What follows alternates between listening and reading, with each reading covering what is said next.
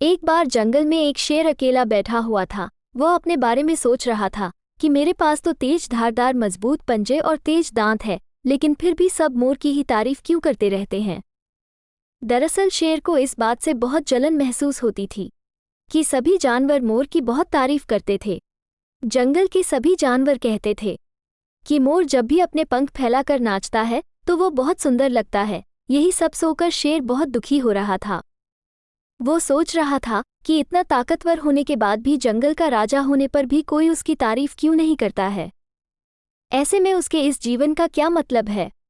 तभी वहां से एक हाथी जा रहा था और वह बहुत दुखी था। जब उसे शेर ने उसे दुखी हाथी को देखा तो उससे पूछा, तुम्हारा शरीर इतना बड़ा है और तुम ताकतवर भी हो, तो फिर तुम इतने दुखी क्यों हो, तुम्हें क्या परेशानी है। तब दुखी हाथ को देखकर शेर ने सोचा कि क्यों ना मैं इस हाथी के साथ अपना दुख बांट लूं। तब उसने हाथी से पूछा कि क्या इस जंगल में ऐसा कोई जानवर है जिससे तुम्हें जलन होती हो और वो तुम्हें हानि पहुंचता हो। तब शेर की बात सुनकर हाथी ने कहा, जंगल का सबसे छोटा जानवर भी मुझ जैसा बड़ा जानवर को परेशान कर सकता है।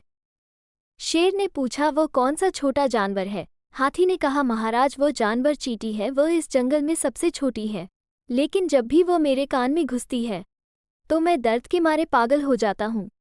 तब हाथी की बात सुनकर शेर को समझ में आ गया कि मोर तो मुझे चींटी की तरह परेशान भी नहीं करता है, फिर भी मुझे उस जलन होती है। ईश्वर ने सभी प्राणियों को अलग अलग कमियां और खूबियां दी हैं। इस वजह से प्राणी एक जैसे ही ताकतवर होता है, कमजोर नहीं हो सकते हैं। इस तरह शेर को ये समझ में आ गया कि उसे जैसे ताकतवर जानवर में भी खूबियों के साथ कमियां हो सकती है। इससे शेर के मन में उसका खोया हुआ आत्मविश्वास फिर से बढ़ गया और उसने मोर से जलना बंद कर दिया।